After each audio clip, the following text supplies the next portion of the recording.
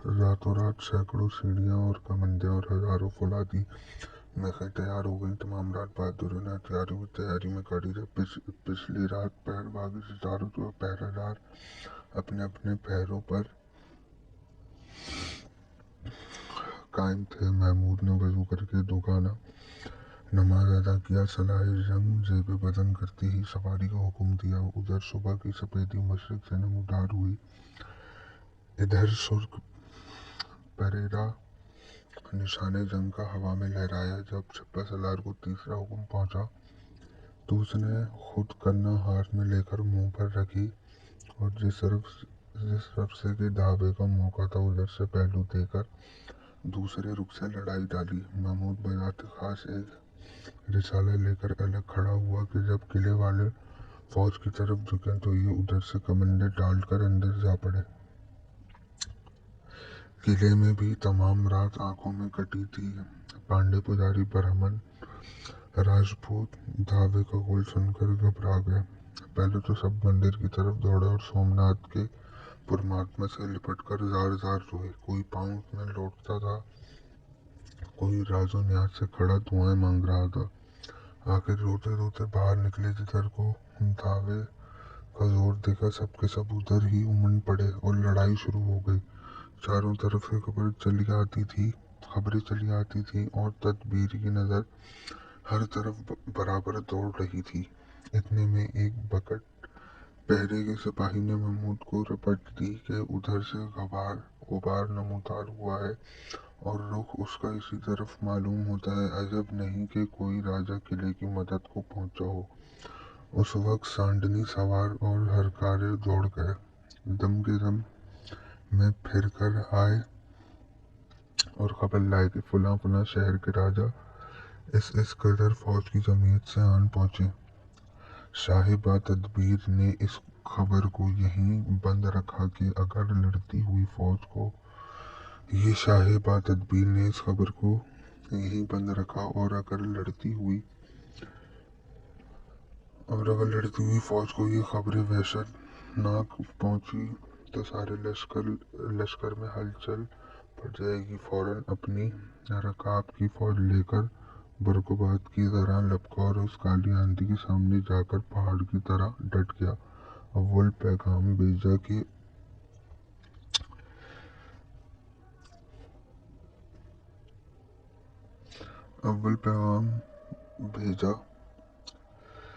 कि इस वक्त किले वालों से हमारा मुकाबला हो रहा है।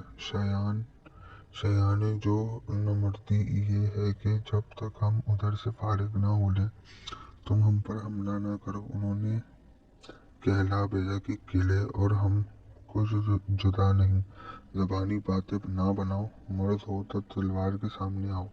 महमूद को इतनी फुर्सत भी काफ़ी थी। ये दायां बायां सरदारों को बांट फौज का किला बांध कल्ब में कायम हो चुका था। उधर से करना और इधर से नरसंगा लड़ाई का फूंका गया।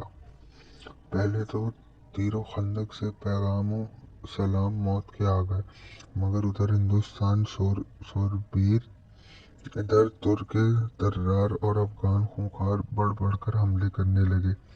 जंग का हंगामा गर्म हुआ। तलवार की आंच से खुदो जर्रा के नीचे बदन बहादुरों के जल उठे और खून पानी होकर बह गए कि दफातन एक तरफ से फिर गुबार उठा। सबकी आंखें उधर लग गईं।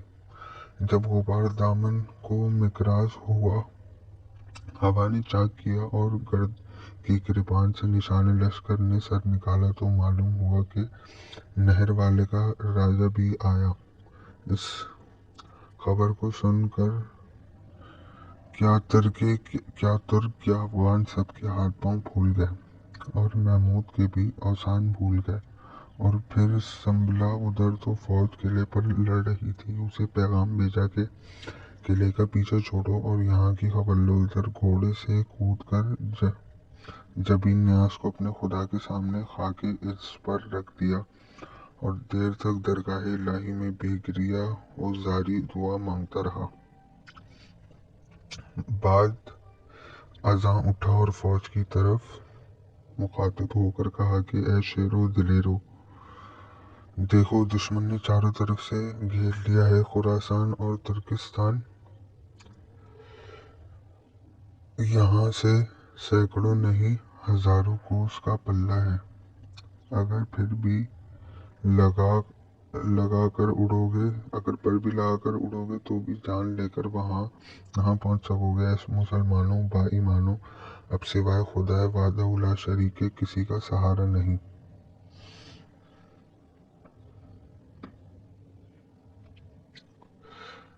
या उसका आसरा है या हिम्मत मर्दाना और बाजुए दिलेराना का। भाग कर मरने से मार कर मरना बेहतर है। नाम तो रहेगा कि गाजी भी हुए और शहीद भी। देखो, इस मैदान से घर दूर है मगर बहिश्त करीब है। शहादत का ताज लो और बहिश्त में दाखिल हो। इस तकरीर का अफसों इस वक्त पर ऐसा काम आया कि टूटी हुई कमरें फिर बन गईं। सब एक दिल एक जान होकर टूट पड़े और ऐसा जी तोड़कर हमला किया कि एक धाबे में 5,000 का खेत डाल दिया। जो बाकी रहे उनके पांव उखड़ गए। फतेहयाबों ने कई कोस तक पीछा किया। कैदियों को कौन पकड़ता कि पहले ही गजनी के घरबार और ईरान तुरान के बाजार लौंडी गुलामों से भरे पड़े थे। इस फजा का हाल देखकर किले वालों की रही सही आज भी टूट गई। महमूद माँ फौज के फतह का नकारा बजाता किले में दाखिल हुआ और दरवाजे पर निशाने महमूदी की लहराने लगा। अब दिल की ताप कहाँ थी। सीधा मंदिर में पहुंचा। इमारत की शान शौकत देखकर आंखें खुल गईं। 56 सुतूनों पर गुंबदी छत बेजा अनका की तरह धरी थी कि हर सुतून एक डाल संगे मरमर का तराशा हुआ था और सिरे पांव तक जवाहरात से मुरस्सा था। पिच्चीकारी की गुलकारी चीन की नक्शो निगार मिटाती थी और कुंदन की ढलक सितारों पर आंख मारती थी। बीचों बीच में एक जड़ाऊ जंजीर लटकती थी। इसमें एक सोने का चिराग दिन रात धड़ धड़ जलता था। खुदा जाने किन वक्तों से इस तरह रोशन चला आता था। जिसकी किस्मत में आज के दिन इस आंधी से गुल होना लिखा था। दरवाजे के सामने सोमनाथ देवता खड़े थे जिनका कद पूरा 5 गज का था कि 2 गज जमीन में और 3 गज बाहर नमोदार थे। महमूद ने खूब एक तीर कमान में जोड़कर उसकी नाक पर मारा और तोड़ने का हुक्म दिया। तमाम पुजारी बेचारे दौड़कर पांव पर गिर पड़े और कहा कि इसे ना तोड़ो।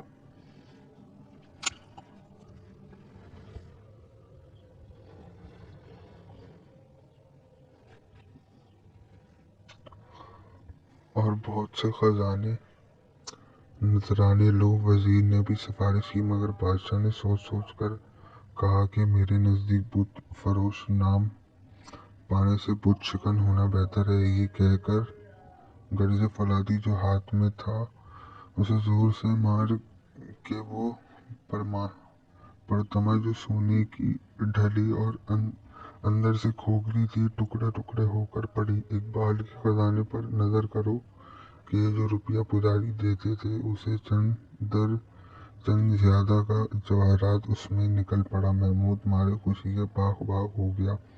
2 टुकड़े उसके मक्के और मदीने भेजे और 2 गजनवी को भिजवाए कि एक जामा मस्जिद और एक दीवाने आम के दरवाजे पर डाल दे।